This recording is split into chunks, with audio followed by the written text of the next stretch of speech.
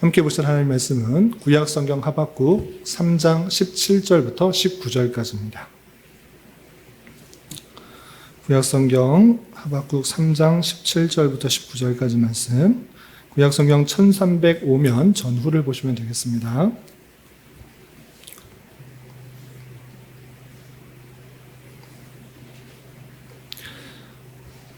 하박국 3장 17절부터 19절까지 말씀 찾으셨나요?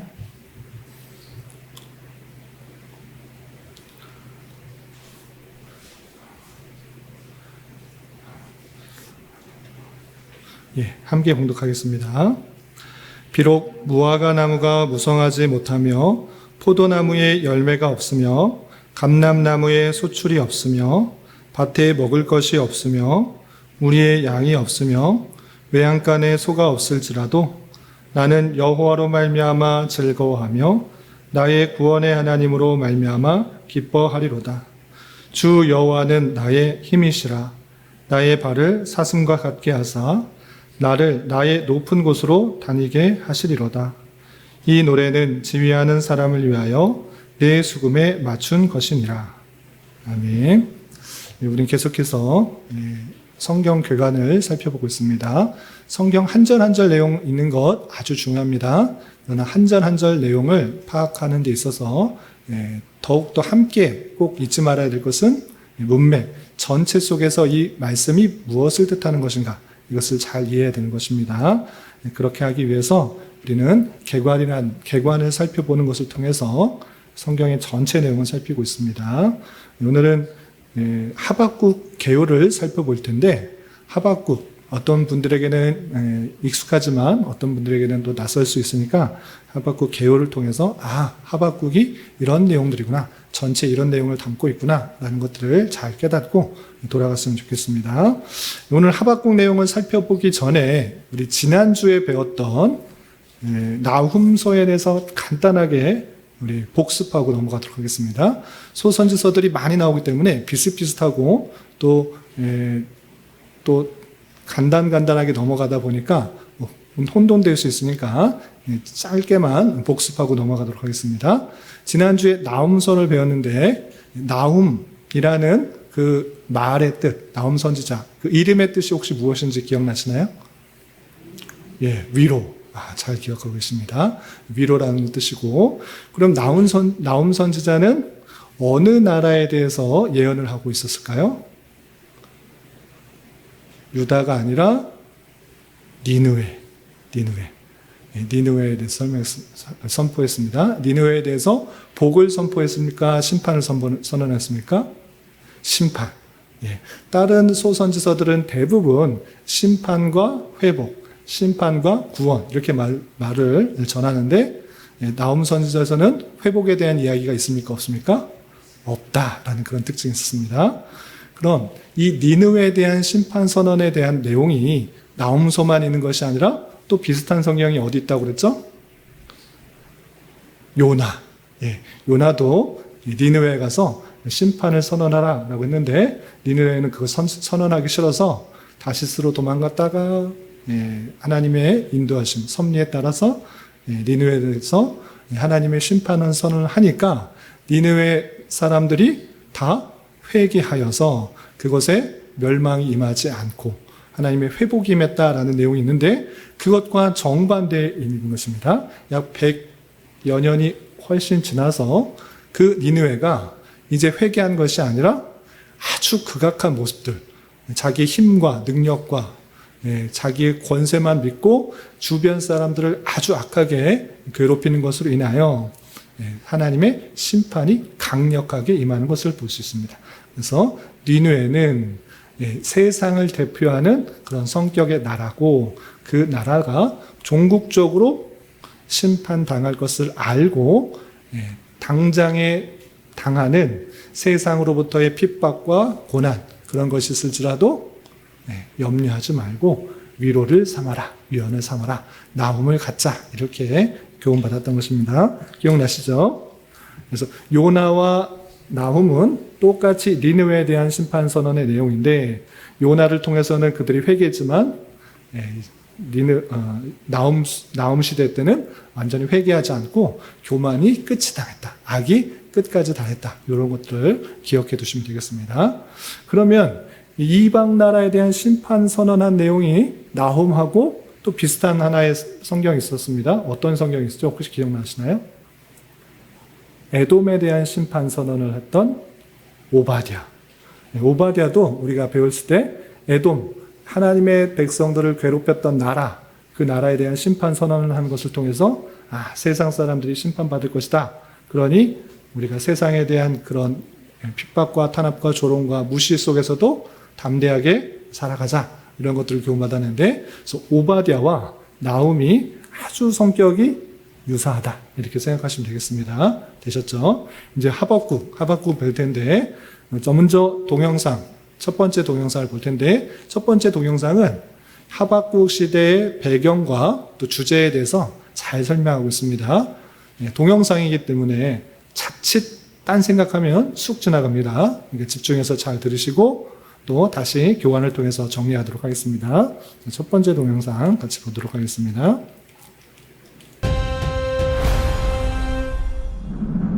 안녕하세요. 이번에는 하박국에 대해 살펴보겠습니다. 나훔이 아수르의 멸망을 다루었다면 하박국은 바벨론의 멸망을 다룹니다. 둘 다 이스라엘 적국들의 멸망을 다루었다는 점에서는 공통점이 있습니다. 하박국 선지자에 대해서는 별로 알려진 정보가 없습니다.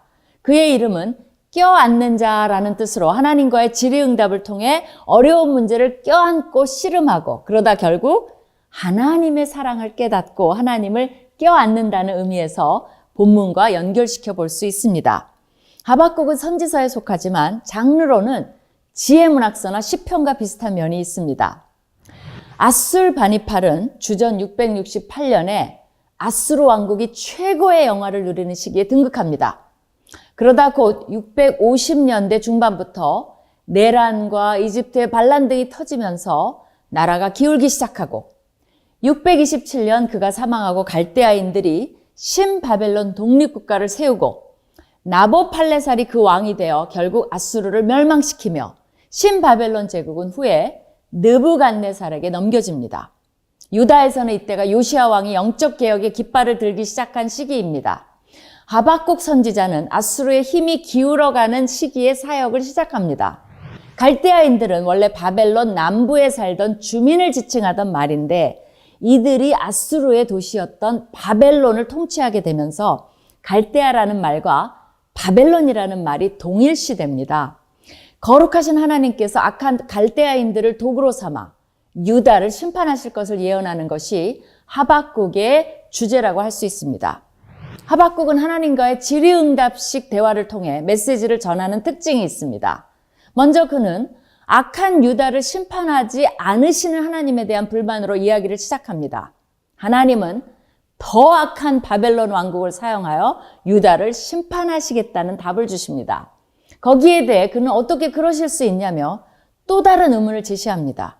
사악한 국가가 번영하는 것과 하나님의 공의에 대해서도 의문을 제기합니다. 하나님께서는 여기에 대해 정하신 때를 기다리면 사악한 나라 바벨론도 자신들의 죄값으로 궁극적으로 심판을 받을 것이라고 말씀하십니다.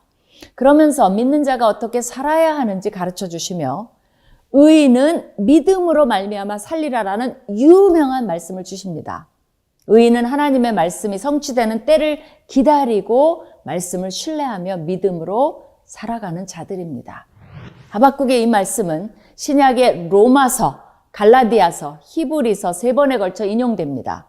의인이 믿음으로 산다는 말씀은 구약이 원조입니다. 이러한 하나님과의 대화와 만남은 하박국을 변화시킵니다. 처음에 그는 의심과 혼돈을 갖고 질문을 시작하지만 끝날 때는 헌신과 확신으로 마칩니다. 하나님에 대한 질문으로 시작하지만 마지막은 하나님께 드리는 중보기도로 마칩니다. 근심은 예배로 전환되며 두려움은 믿음으로 승화되며 공포는 신뢰로 바뀌며 절망은 희망으로 비통은 경배로 바뀝니다. 질문으로 시작하지만 마지막은 감탄사로 마칩니다. 왜? 라는 질문은 누구라는 답으로 해결됩니다. 왜 이런 문제들이 있는 겁니까? 라는 질문에서 시작하여 누가 이 모든 것을 주관하고 계시는지에 대한 고백으로 마칩니다. 그 주관자는 바로 하나님이십니다. 하박국은 거룩하신 하나님, 반석이신 하나님, 만군의 주권자 되신 하나님, 기도에 응답하시는 하나님, 그의 백성을 구원하시는 하나님, 역사를 주관하시는 하나님 등 다양한 하나님의 속성에 대해 가르쳐줍니다. 그리고 마지막은 하나님을 신뢰하면서 우리에게도 익숙하고 애송되는 이 구절로 마칩니다. 비록 무화과 나무가 무성하지 못하며 포도나무에 열매가 없으며 감람나무에 소출이 없으며 밭에 먹을 것이 없으며 우리의 양이 없으며 외양간에 소가 없을지라도 나는 여호와로 말미암아 즐거워하며 나의 구원의 하나님으로 말미암아 기뻐하리로다. 주 여호와는 나의 힘이시라. 나의 발을 사슴과 같게 하사 나를 나의 높은 곳으로 다니게 하시리로다. 라는 구절입니다. 이 노래는 하박국 선지자가 절체절명의 국가적 멸망의 위기에 놓여 있을 때 부른 것입니다. 곧 바벨론이 쳐들어올 것이고 나라는 황폐해질 것이고 많은 사람들은 죽임을 당하거나 포로로 끌려갈 것입니다. 그것이 하나님의 계획입니다. 그는 온몸이 떨리는 경험을 하지만 기뻐할 이유 하나를 발견합니다. 여호와로 인하여 즐거워하며 구원의 하나님으로 인하여 기뻐할 수 있다는 것입니다. 그분은 신뢰하는 자들에게 소생하는 힘과 활력을 주실 것이기 때문입니다. 그는 여호와를 신뢰하기로 작정합니다. 현재 절망의 늪과 덫에 있는 것처럼 느끼신다면 이 찬양의 기도를 통해 우리 모두가 하박국 선지자와 동일한 고백을 할 수 있기를 바랍니다. 예, 잘 보셨나요? 예, 배경과 주제 그리고 내용 아주 잘 요약해서 해주셨는데 다시 한번 정리하도록 하겠습니다. 한번 딱 들으면은 머릿속에 남을 수도 있지만 또 쑥 지나가서 못 들으신 분도 있으니까 다시 한번 교환을 보고 정리하도록 하겠습니다. 1페이지 보시기 바랍니다. 책 제목은 다른 소선지서들과 마찬가지로 기록자, 중심 인물인 기록자의 이름을 따라 하박국으로 되어 있습니다. 개역 성경이나 영어 성경이나 헬라 성경이나 이런 것을 따르고 있습니다. 하박국이라는 이름의 뜻이 무엇이다 라고 동영상에도 나왔는데 교환에 보면 포옹하다라는 뜻의 하바크라는 것에서 나와서 이름의 뜻은 껴안는 자라는 것입니다. 나움은 아까 우리 지난주에 배웠던 것처럼 위로라고 했으면 하박국은 껴안는 자, 포옹하는 자라고 했습니다. 근데 요것을 지난주처럼 내용과 연관하여서 외우면 그냥 외우면 물론 머리 좋으신 분들은 그냥 바로바로 외우실 수 있겠지만 내용과 연관하여서 외우자면 지난주에 나움은 심판 내용만 있는데 니느웨에 대한 심판의 내용, 대적들에 대한 심판의 내용들이 있는데 그것을 통해서 우리가 위로를 받을 수 있다 이렇게 연관하여서 생각해 봤는데 하박국서는 포옹하는 자, 껴안는 자 이것을 통해서 무엇을 하느냐 내용과 어떻게 연관시킬 수 있느냐라고 할 때 하박국은 하나님께 계속 질문하면서 하나님을 껴안고 있습니다. 하나님을 멀리하는 것이 아니라 하나님 도대체 이런 일이 왜 생기는 것입니까? 라고 그 질문과 하나님을 껴안는 그런 모습들이 있는데 그런 것과 관련해서 생각하면 좋겠고 또 하나님께서 응답하시자 하나님밖에 없군요. 오직 하나님밖에 없으니 난 하나님으로 인하여 감사합니다. 라고 하나님을 다시 한번 껴안는 것 이것과 연관하여 생각하면 조금 더 이해가 쉬울 것입니다. 그래서 내용도 살펴보고 하박국이 하나님께 나아가 껴안으며 질문하고 또 하나님의 놀라운 은혜와 또 응답에 대해서 감사하며 하나님을 또 껴안는다. 이렇게 연관하여서 생각하시면 또 오래 기억할 수가 있고 또 내용도 연관하여서 생각할 수 있는 것입니다. 그리고 기록자 보시면 본서의 기록자는 전통적으로 본서의 기록 1장 1절의 기록대로 하박국으로 거의 모두 다 인정하고 있습니다. 그런데 하박국이 누구인지 어떤 시대인지 구체적으로는 잘 알 수는 없습니다.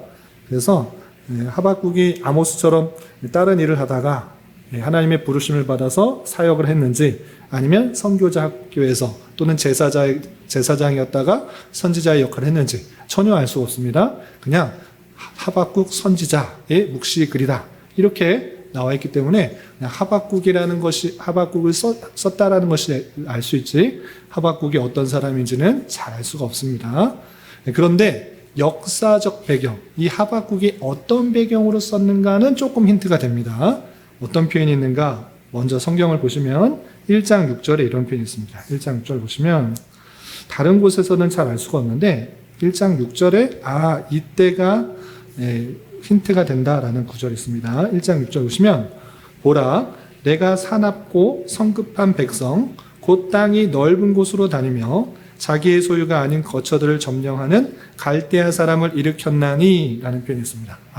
갈대아 사람을 일으켰다라는 표현이 있는데 아까 동영상에도 잠깐 나왔는데 이 갈대아 사람들이 어디에 거주하는 사람들인가? 바벨론에 거주하는 사람을 갈대아 사람이다 라고 표현합니다. 그래서 이 갈대아 사람을 일으켜서 바벨론이 나라가 크게 흥왕하는 때다라는 것을 알 수 있습니다. 그래서 아수르라는 큰 거대한 나라는 멸망하고 이제 바벨론이 성장해서 바벨론이 흥왕해서 남유다를 공격하는 그 때가 얼마 남지 않은 남유다의 멸망이 얼마 남지 않은 그런 때라는 것을 알 수 있습니다. 근데 특별히 하박국 선지자가 하나님께 간청하고 호소하는 게 무엇이냐?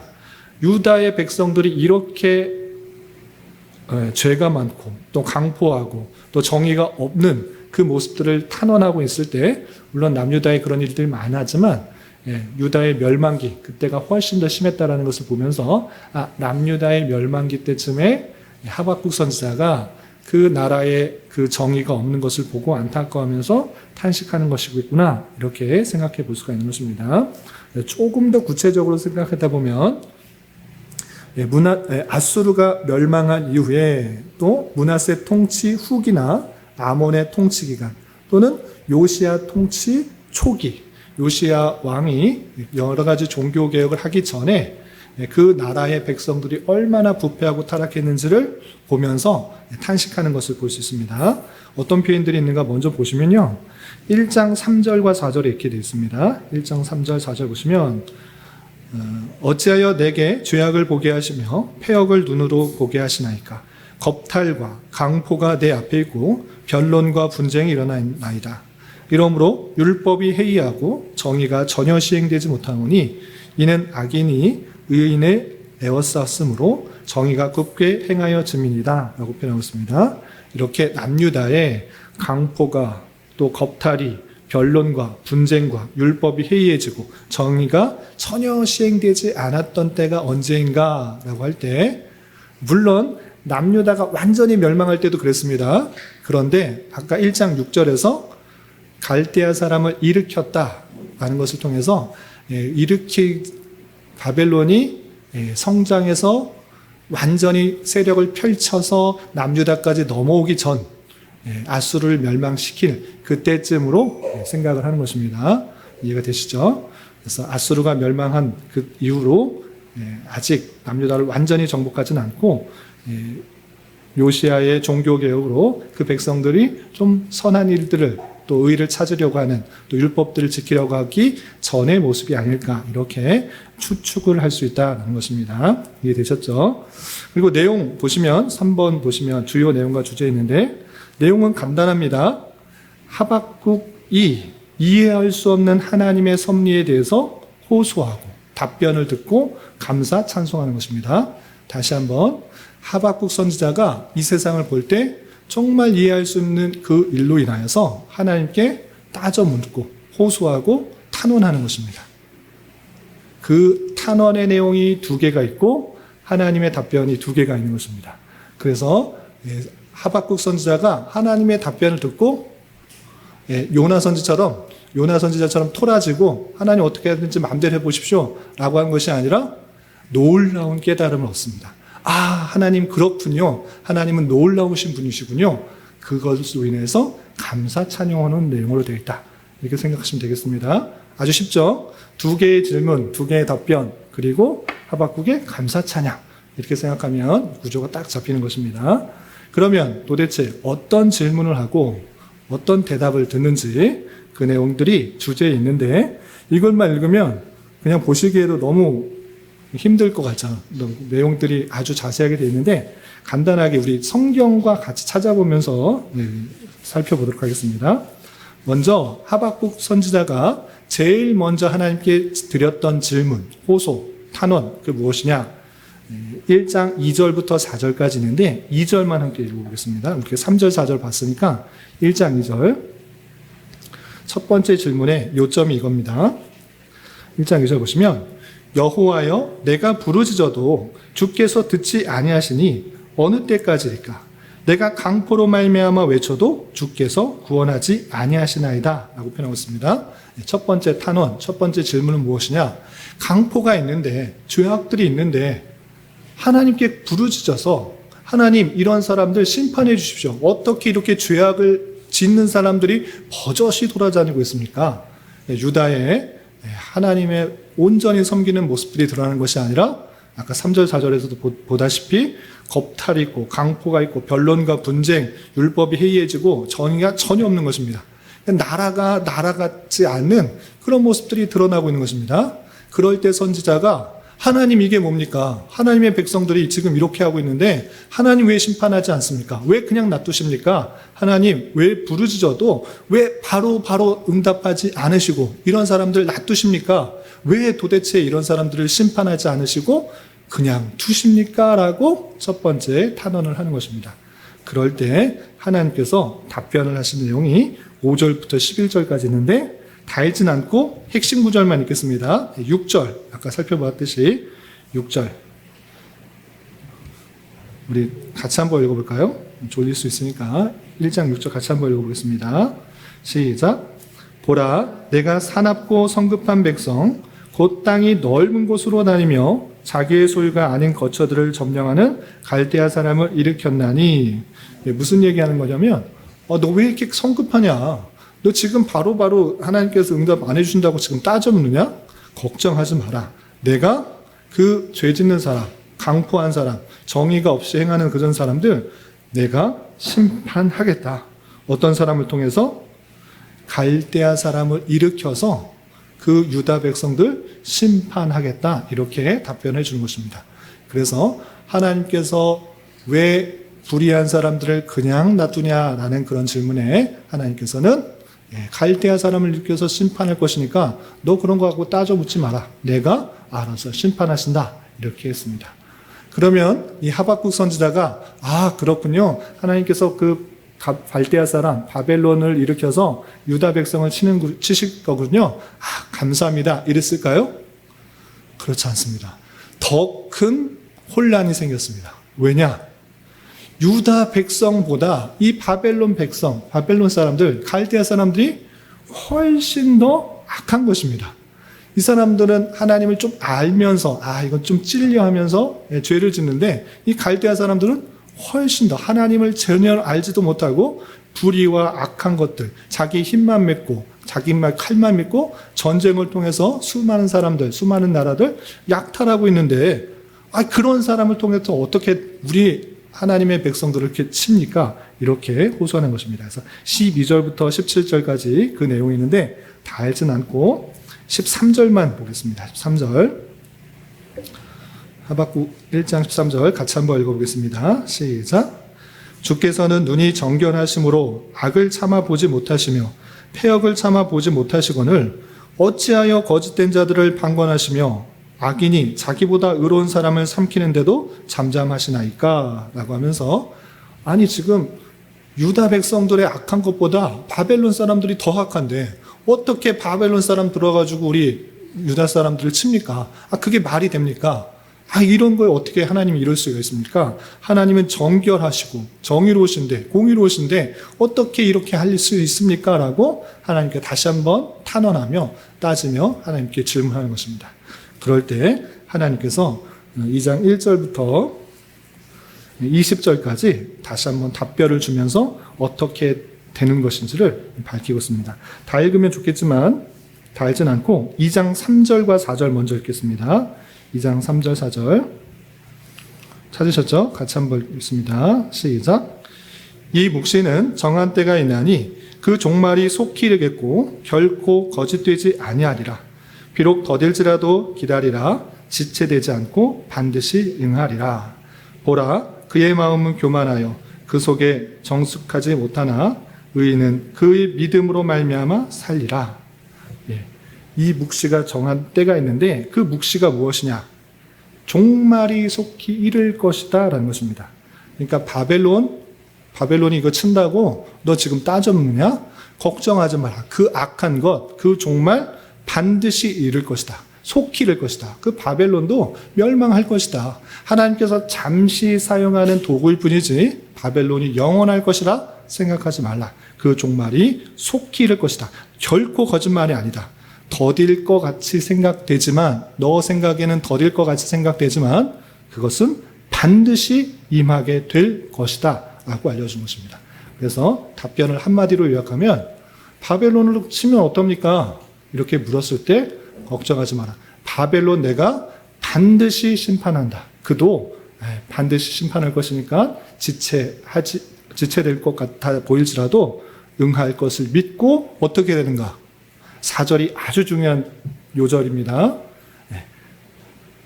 의인은 그 믿음으로 말미암아 살 것이다. 세상 심판될 것이라는 하나님의 그 묵시, 그 내용, 그것을 믿음으로 의인은 사는 것이다. 이렇게 알려준 것입니다. 하나님께서 놀라운 사실을 알려주셨습니다. 의인은 눈에 보이는, 당장의 눈에 보이는 그 것으로 사는 것이 아니라 앞으로 하나님을 대적하고 스스로 교만하고 또 스스로의 힘만을 믿고 믿는 자들을 핍박하고 하나님을 대적하는 그 모든 세상들 하나님께서 반드시 심판하신다. 그 종말이 반드시 임할 것이다. 그것을 믿고 사는 사람들이 의인이다 라고 하는 것입니다. 그래서 의인은 믿음으로 말미암아 살 것이다 이렇게 말씀하셨는데 이 표현이 구약에만 드러난다고 했습니까? 아니면 신약에도 드러나고 있습니까? 신약에도 아주 계속해서 드러나고 있는 것입니다.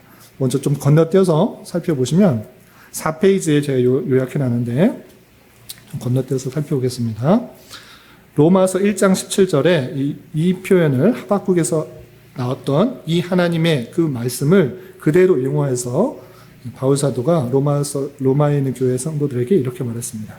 로마서 1장 17절 보시면 복음에는 하나님의 의가 나타나서 믿음으로 믿음에 이르게 하나니 기록된 바 오직 의인은 믿음으로 말미암아 살리라 함과 같으리라 이렇게 표현하고 있습니다. 복음에는 하나님의 의가 나타났는데 믿음으로 믿음에 이르게 한다.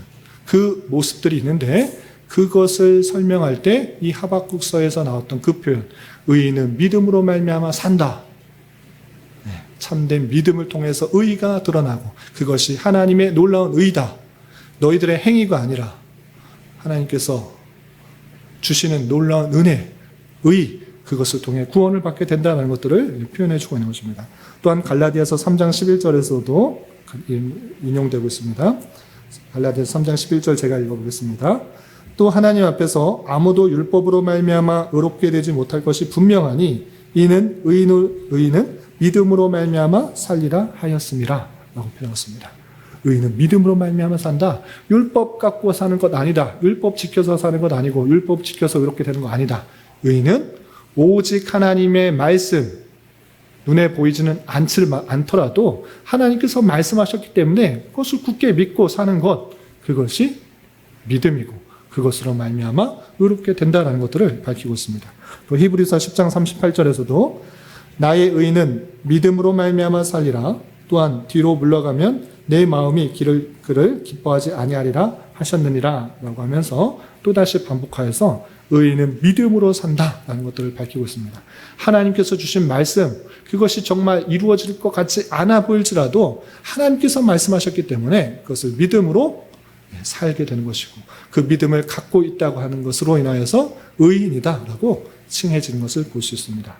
이렇게 이 하박국서의 2장 4절 말씀은 아주 성경에서 전체의 주제와 같이 이신칭이라고 하는 믿음으로 말미암아 의롭게 되고 살게 되는 그 내용들을 잘 표현하고 있고 이것을 계속해서 인용하여서 또 종교 개혁자도 일어났고 많은 그런 신학자들이 이 구절의 핵심 내용들이 성경 전체를 대변한다라고 말하면서 강조하고 있는 것을 볼 수 있습니다. 다시 돌아와서 하나님께서 이렇게 응답하셨습니다. 또 어떤 말씀을 더 하셨는가? 2장 14절에 이런 표현이 있습니다. 14절 다 읽으면 좋겠지만 개요를 살펴보니까 몇몇 구절만 좀 살펴보겠습니다. 14절 보면 아주 중요한 표현이 있습니다. 하나님께서 그 바벨론 그 나라를 심판할 것이다 라고 말하면서 또 14절은 어떤 표현인가? 우리 2장 14절 같이 한번 읽어보겠습니다. 시작. 이는 물이 바다를 덮음같이 여호와의 영광을 인정하는 것이 세상에 가득함이니라. 물이 바다를 덮음같이 복음상가의 아주 유명한 구절인데 하나님을 아는 것 그것이 물을 바다를 덮음같이 온 세상에 가득하게 될 것이다 이렇게 표현하고 있습니다. 얼마 전까지도 우리 중국이나 우리나라에나 홍수가 나서 장마 홍수가 나서 물이 싹 습줄고 와서 모든 것을 덮어버리는 일들이 보이고 있는데 근데 바다는 훨씬 더 많은 것을 덮고 있는 것입니다. 바다가 이 세상 다 덮듯이 물이 바다를 덮듯이 하나도 빈틈없이 가득가득 덮은 것이 그 덮는 것이 이제 올 것이다. 하나님의 때에 하나님의 영광을 인정하고 여호와를 인정하는 것이 온 세계에 가득할 것이다. 바벨론 그 하나님 모르는 백성들이 이 세상 가득한다고 세력을 붙들고 모든 것을 없앤다고 어림도 없다. 그것은 심판이 있을 것이고 하나님을 인정하는 것, 여호와를 인정하는 것, 그 하나님을 대적하는 나라는 멸망할 것이고 세상은 멸망할 것이고 하나님의 영광만이 높이고 하나님께서 일하셨습니다라고 고백하는 것들이 온 세상에 가득하게 될 것을 예언하고 있는 말씀을 볼 수 있는 것입니다. 또한 20절도 아주 중요한 표현인데 20절, 2장 20절 같이 한번 읽어보겠습니다. 시작. 오직 여호와는 그 성전에 계시니 온 땅은 그 앞에서 잠잠할지니라 하시니라. 어떤 누구도 드러내지 말고 하나님께서 성전에 계시니 하나님께서 하나님의 택하신 백성들과 또 하나님께서 약속하신 그곳에 계시니 온 땅이여 그 앞에서 잠잠하라. 뭐 할 줄 안다고 교만하지 말고 내가 모든 뜻과 계획을 가지고 있고 그 거대한 나라조차 내가 도구로 사용하는 것인 줄 알아. 걱정과 염려하는 것이 아니라 그 세상도 심판당할 것이고 하나님의 때 하나님을 인정하는 모든 것이 이 온 세상에 가득하게 될 줄 알아. 너희들은 잠잠해라. 어떤 말 하지 말고 하나님의 주권 앞에 그냥 잠잠하라. 내가 그 모든 세상을 다스리는 것이다 라고 하나님께서 응답해 주시는 것입니다. 이 놀라운 사실을 깨닫고 하박국 선지자는 가만히 있을 수가 없는 것입니다. 그냥 당장에 눈에 보일 때는 악한 것들이 이 세상에 너무나 많고 하나님이 안 계신 것 같고 또 하나님을 모르는 세상이 이 세상을 온 세상을 덮어서 휩쓰는 것 같아 보이는데 그런 것 아니라고 말씀해 주시는 그 말씀을 온전히 믿는 자가 사는 것이고 또 그렇게 될 것을 선언하는 그것을 통해서 하박국 선지자는 감사, 찬양과 기도를 올리는 것이 3장에 드러나고 있는 것입니다. 어떤 감사와 찬양이 있는가? 3장 1절, 2절 보시면 시기 온 옷에 맞춘 선지자 하박국의 기도라 라고 하면서 어떤 음악적 용어를 통해서 시편에서 등장하는 그런 표현을 하고 있습니다. 곡조에 맞춘 기도다 이렇게 생각하시면 됩니다. 어떻게 기도하는가? 2절 보시면 여호와여 내가 주께 대한 소문을 듣고 놀랐나이다. 여호와여 주의 일을 이 수년 내에 부응하게 하옵소서. 이 수년 내에 나타내옵소서. 진노 중에라도 긍휼을 잊지 마옵소서 라고 하면서 하나님의 그 역사를 알고 하나님의 심판과 또 부흥과 하나님의 놀라운 섭리를 아는 자로서 그렇게 되게 해주십시오. 수년 내에 그렇게 해주십시오. 그리고 하나님께서 진노를 내려서서 이 지금 이스라엘 백성들 그 백성들이 심판받는 중에서도 긍휼을 잊지 말고 그 구원의 때를 잘 참고 기다리게 해달라고 간절히 간구하는 그 모습을 볼 수 있습니다. 그리고 아주 유명한 구절 3장 17절부터 19절 우리 요절로도 읽었고 복음성가에도 아주 유명한 구절입니다. 어떤 것입니까? 3장 17절부터 19절 제가 읽겠습니다. 비록 무화과 나무가 무성하지 못하며 포도나무에 열매가 없으며 감람나무에 소출이 없으며 밭에 먹을 것이 없으며 우리의 양이 없으며 외양간에 소가 없을지라도 나는 여호와로 말미암아 즐거워하며 나의 구원의 하나님으로 말미암아 기뻐하리라. 주 여호와는 나의 힘이시라. 나의 발을 사슴과 같게 하사 나를 나의 높은 곳으로 다니게 하시리로다. 이 노래는 지휘하는 사람을 위하여 내 수금에 맞춘 것이니라 라고 표현하고 있습니다. 하박국의 그 감사는 놀라운 것입니다. 비록 무화과 나무가 무성하지 못하고 포도나무 열매가 없고 감람나무 소출 없고 밭에 먹을 것이 없고 아무것도 없을지라도 내가 지금 갖고 있는 거 아무것도 없을지라도 여호와 하나님 한 분만으로 나는 즐거워할 수 있다. 이렇게 고백하고 있는 것입니다. 이것은 단순히 입에 발린 말이 아니라 우리가 그 역사적 배경을 살펴볼 때 그 부패와 타락이 너무나 심해지고 있기 때문에 여러 선지자를 통해서 유다 멸망할 것이다. 이것들이 선포되고 있는 것입니다. 므낫세의 죄악, 또 요담의 죄악, 그 죄악들로 말미암아 그 유다가 이제 바벨론에 멸망될 것을 다른 선지자도 알았고 하박국 선지자도 안 것입니다. 이제 내가 갖고 있는 다양한 재산, 갖고 있는 모든 것 다 없어지겠구나. 이제 바벨론에 의해서 산산조각 나고 다 빼앗기겠구나. 포로로 끌려가겠구나. 그럴지라도 나는 여호와 한 분만으로 즐거워하며 하나님 마음으로 기뻐할 것이다. 이렇게 고백하고 있는 것입니다. 그 모습이 우리도 똑같은 모습이 되어야 될 것입니다. 우리가 갖고 있는 것으로 기뻐하는 것은 세상 사람들도 똑같이 할 수 있는 것입니다. 많은 재산, 많은 건강, 또 부, 명예, 인기, 사랑 그런 걸 가지고 하나님을 찬양하는 것은 기뻐하는 것은 누구나 할 수 있는 것입니다. 그러나 믿는 자는 의인은 하나님의 놀라운 섭리와 통치를 아는 자는 그 모든 것들이 없을지라도 즐거워하며 기뻐하는 것입니다. 왜?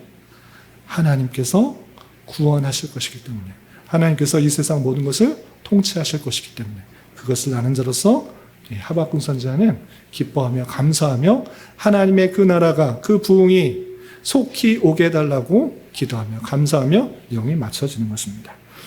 이렇게 좀 정리하고 두 번째 동영상 볼 텐데 지금 봤던 내용들이 더 자세하게 장별로 소개되고 있는 것이니까 배경과 함께 또 장의 내용들을 더욱더 구체적으로 한번 살펴보도록 하겠습니다. 네. 하박국서. 하박국은 남유다 왕국의 마지막 시기를 살던 선지자로서 이때는 불의와 우상숭배가 가득한 시대였습니다. 그는 바벨론의 위협이 점점 커져가는 것을 보았는데 그건 누구에게도 기쁜 소식이 아니었죠. 그러나 다른 선지자들과 달리 하박국은 이스라엘을 질책하지 않고 심지어 백성들에게 하나님을 대언하지도 않는데요. 오히려 그의 목소리는 개인적으로 하나님만을 향해 있습니다. 그리고 이 책은 하박국 개인의 갈등을 다룹니다. 세상이 악과 비극으로 가득할지라도 하나님은 여전히 선하시다는 것을 믿기 위한 그의 내면의 여정인 셈이죠. 그래서 하박국서의 표현은 사실 애통의 시로서 시편에 나오는 애가들과도 매우 비슷한데요. 시인은 하나님께 불만을 제기하면서 하나님께서 이 세상에 만연한 고통과 불의에 주목하시고 무언가 해주시기를 간구합니다. 사실 이와 같은 애가의 특징을 아는 것이 이 짧은 책의 구성과 메시지를 이해하는 핵심입니다. 1장과 2장은 하박국과 하나님 사이에 서로 주고받는 논쟁으로 이루어져 있는데요. 선지자가 두 가지 불만을 제기하고 하나님은 이에 대해 두 개의 답변을 주십니다. 그의 첫 번째 불만은 이스라엘에서의 삶이 끔찍해졌다는 것입니다. 토라를 등한시하여 폭력과 불의가 만연하지만 이스라엘의 부패한 지도자들은 이것을 용인하고 있습니다. 그래서 하박국은 하나님께 무언가 해주시라고 부르짖으며 요청하지만 아무런 변화도 없어 보이죠. 그런데 그때 갑자기 하나님께서 대답하십니다. 하나님은 자신의 백성 이스라엘이 부패했음을 잘 알고 계신다고 하시며 바벨론 군대를 일으켜 이스라엘을 공의로 심판하실 것이라고 말씀하시는데요. 미가서나 이사야서의 내용과 매우 비슷하게 하나님은 이스라엘의 불의와 악함으로 인해 이 참혹한 제국이 그들을 삼키게 하겠다고 하십니다. 그러나 하박국은 이 답변에 동의할 수 없습니다. 그래서 두 번째 불만사항을 제기하죠. 그는 바벨론이 이스라엘보다 더 악하고 더 부패했고 더 폭력적이며 자신들의 군사력을 신격화하면서 사람들을 동물처럼 취급한다고 항변합니다. 마치 어망의 물고기처럼요. 그들은 자신의 제국을 구축하기 위해 다른 나라와 민족들을 삼키는 자들이라고 말이죠. 그래서 하박국은 어떻게 거룩하고 선하신 하나님께서 그렇게 부패한 나라를 역사 가운데 그분의 도구로 쓰실 수 있냐며 설명을 요구합니다. 실제로 그는 자신을 성루에 서서 하나님의 대답을 기다리는 파수꾼으로 묘사하는데요. 대답이 임합니다. 하나님은 하박국에게 판과 끈을 가져와 그가 보고 듣는 것을 기록하라고 하시죠. 이것은 미래에 정해진 때에 관한 묵시로서 비록 더딜지라도 지체되지 않고 반드시 이루어질 것입니다. 나아가 하나님은 의인은 이 소망과 묵시에 대한 그의 믿음으로 말미암아 살 것이라고 말씀하시죠. 그렇다면 하박국이 기록해야 했던 하나님의 약속이란 과연 무엇일까요? 그건 하나님께서 바벨론을 멸망시키실 거라는 것입니다. 하나님은 민족들의 폭력과 압제가 끝이 없는 복수의 악순환을 만들었으며 그분은 이 악순환을 이용해 나라들이 흥하고 망하게 하신다고 말씀하시죠. 그러나 하나님께서 잠시 바벨론처럼 부패한 나라를 사용하신다고 해서 그들이 저지른 모든 악행을 인정하신다는 뜻은 아닙니다. 그분은 모든 나라들을 그분의 공의로 심판하시므로 바벨론은 그와 같이 행하는 다른 나라들과 함께 멸망할 것이라고 하십니다. 그 후 하나님의 약속은 5가지 화 있으리라는 표현으로 자세히 설명드는데 바벨론과 같은 나라들이 저지른 억압과 불의를 잘 묘사하고 있죠. 첫 번째와 두 번째는 부당한 경제적 관행에 대한 것으로서 예를 들어 터무니없는 이자로 가난한 자들을 빚으로 얽매는 부자들을 지적합니다. 그들은 그렇게 부정직한 수단으로 부를 쌓았죠.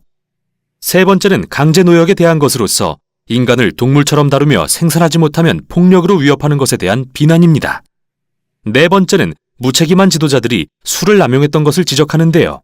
백성들이 나쁜 통치 아래 고통받고 있을 때 지도자들은 잔치를 벌여 그들의 돈을 향락과 술에 탕진했죠. 그리고 마지막은 이러한 모든 나라들의 악의 근원인 우상 숭배를 들춥니다. 그들은 돈과 권력과 국가 안보를 자신들의 우상으로 만들고 모든 것을 바쳐 충성을 맹세합니다. 그래서 백성들은 점점 그들 제국의 노예가 되어갔죠. 그러나 여기에 묘사된 악행들이 바벨론에만 국한되는 건 아닌데요. 사실 이게 핵심입니다. 인간의 본성을 감안할 때 대부분의 나라들은 결국 바벨론이 되고 맙니다. 바로 이게 하나님께서 이 책에서 하박국에게 주시는 대답이자 이후의 모든 세대들에게 주시는 대답입니다. 서로 다른 바벨론이 통치하는 이 세상의 모든 이들에게 말이죠. 그런데 질문이 하나 남아 있습니다. 하나님은 과연 바벨론과 같은 제국들이 흥하고 망하는 이 악순환을 영원히 지속하실까요? 이 질문에 대한 답이 3장에 나옵니다. 우리에게 하박국의 기도라고 알려진 내용이죠. 하박국은 먼저 하나님께 현재의 주의 일을 나타내어 달라고 애원합니다. 과거에 그러셨듯이 부패한 나라들을 멸망시켜 주시라고요. 그리고 나서 오래된 고대의 시가 등장하는데요. 먼저 능력과 위엄의 하나님이 등장하십니다. 이는 미가서와 나훔서 도입부의 시들과 매우 비슷하고 출애굽기에서 묘사되는 시내산에서의 하나님의 임재처럼 구름과 불이 있고 지진이 일어나죠. 창조주께서 인간의 악과 대면하기 위해 나타나실 때 모든 인간은 그분을 주목할 것입니다. 계속해서 하박국은 훗날 악이 패할 것을 미래의 출애굽으로 묘사하는데요. 하나님이 마치 전사처럼 등장하셔서 바로와의 전투에서 바다를 가르시죠. 하박국은 하나님께서 다시 한번 악인의 집에 머리를 쳐서 심판하실 거라고 말합니다. 여기서 바로는 마치 바벨론처럼 폭력적인 인간 나라들의 전형으로 표현됩니다. 그러나 악을 대적하실 그때 하나님께서는 주의 백성과 그분의 기름 부음 받은 자는 구원하실 거라고 말합니다. 이는 다윗의 가문에서 오실 왕에 대한 언급이죠.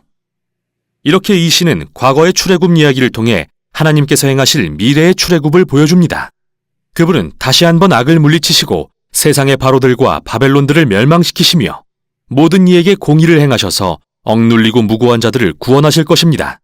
바로 이 소망으로 인해 하박국은 소망의 찬양을 부르며 책을 마칠 수 있게 되죠. 이 세상이 식량 부족이나 가뭄, 전쟁 등 어떤 일로든 무너질지라도 그는 하나님의 언약의 약속을 믿고 기뻐할 거라고 고백합니다. 이렇게 하박국은 이 책의 끝에서 믿음으로 말미암아 사는 의인의 빛나는 예를 보여주고 있죠. 하박국은 이 세상과 우리의 삶이 얼마나 어둡고 혼란스러울 수 있는지 깨달았기에 우리를 믿음의 여정으로 초대하고 있습니다. 하나님은 우리보다도 더 이 세상을 사랑하시며 언젠가 세상의 악을 다루실 거라는 믿음 말이죠. 이것이 바로 하박국서가 전하는 내용입니다. 예, 각 장에 대해서 자세하게 설명해줘서 정리가 잘 됐을 것이라 생각되는데 교환의 내용들 좀 많이 있어서 다 일일이 읽지는 못하고요. 제가 설명했던 내용들이니까 밑줄 친 부분 위주로 좀 몇 구절만 더 보겠습니다. 3페이지 보시면 신학적 주제가 있는데 뭐 여러 가지 주제가 있겠지만 크게 두 가지로 생각하면 첫 번째, 악에 대해서 하나님께서 어떻게 역사하시는가, 이것이 아주 잘 드러나 있습니다.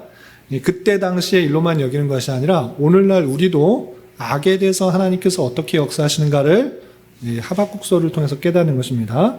그것은 무엇이냐? 하나님은 악에 대해서 철저하게 심판하신다. 조금도 용납하지 않으신다 라는 것입니다.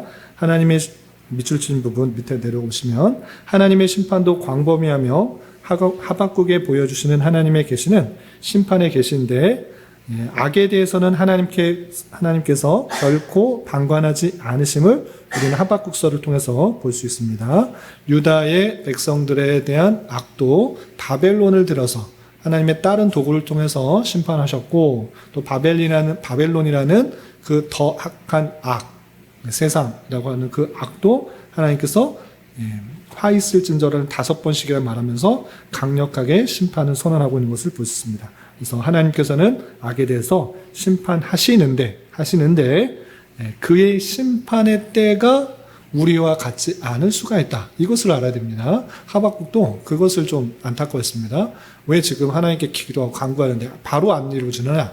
라고 할 때 하나님께서 그 악한 사람에게 기회를 주시는 것이고 또 회복할 수 있도록 다양한 방편을 주시는데, 그 때가 하나님의 심판의 때와 우리의 생각과 같지 않을 수가 있다라는 것을 알아서 하나님의 심판의 때가 이르지 않았음과 동시에 인간들로 하여금 악에서 회개할 기회를 주고자 하시는 하나님의 악에 대한 섭리, 그것을 우리는 잘 이해해야 되는 것입니다. 그래서 오늘날에도 뉴스를 보면, 우리 교회학교 친구들은 뉴스를 잘 안 볼 수도 있는데 뉴스를 보면 계속 사건 사고뿐만 아니라 범죄 얘기가 너무 많이 나와. 이런 얘기를 진짜 아이들과 같이 보기도 좀 뭐하다라고 할 정도의 그런 죄 짓는 이야기가 너무 많아.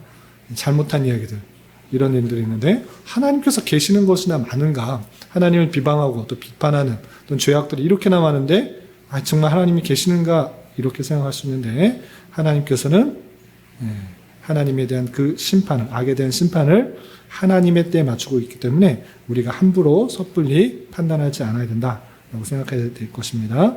두 번째는 의인에게 주시는 하나님의 의인 것입니다. 의인들에게는 한없는 자비와 긍휼을 베풀고 있다라는 것을 알 수 있습니다. 의인을 삼키려고 달려드는 악인들이 강포에 대해서 하나님은 결코 외면하지 않으실 것인데, 하나님을 의지하지 않으면 악인과의 싸움에서 승리할 수 없다라는 것을 알아야 될 것입니다. 하나님의 정한 때는 반드시 존재하며 또 그때는 속히 이를 것임을 알아 우리는 그 사실을 믿는 것이 중요합니다.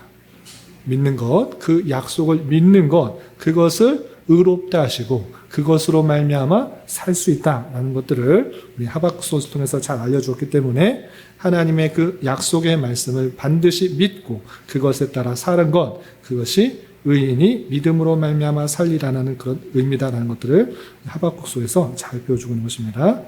그런 의미에 있어서 교훈을 여러 가지로 말할 수 있는데 두 가지로 정리하면, 악인에 대한 치유를 아는 자로서 어떻게 되는가?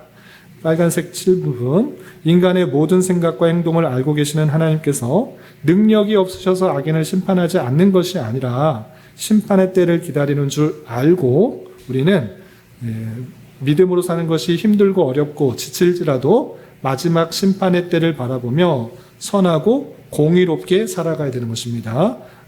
악한 사람들 저렇게 버젓이 잘 살고 번영하고 떳떳하게 잘 산다, 우리도 그렇게 된다, 그거 아니고 하나님이 심판하실 줄 알고 우리는 더욱더 하나님께서 원하시는 의를, 선을 행하기에 힘써야 된다는 것이고, 두 번째는 의인은 하나님을 믿음 안에서만 승리할 수 있는 줄 알아.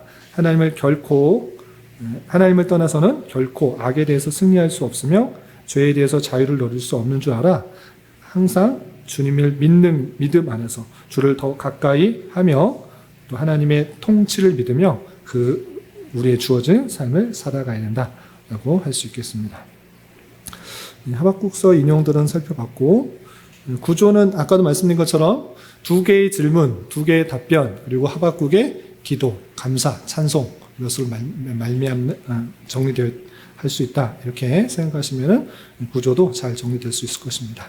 하박국의 내용들 정말 우리에게 오늘날 우리들이 살 때 악이 버젓이 넘치는 그런 모습들 속에서 우리가 어떻게 살아야 되는지를 잘 보여내주고 있고, 하나님의 그 주권과 섭리와 통치를 믿는 자로서 우리가 더욱더 하나님으로 인하여 기뻐해야 될 것이고 감사해야 될 것이고, 또 주님의 그 통치가 하나님의 그 역사가 임하기를 기도하며, 또 우리 또한 정의와 공의와 선을 행하기 힘써야 될 것이고, 또 믿음을 갖고 주님과 동행하며 살아가야 될 것입니다.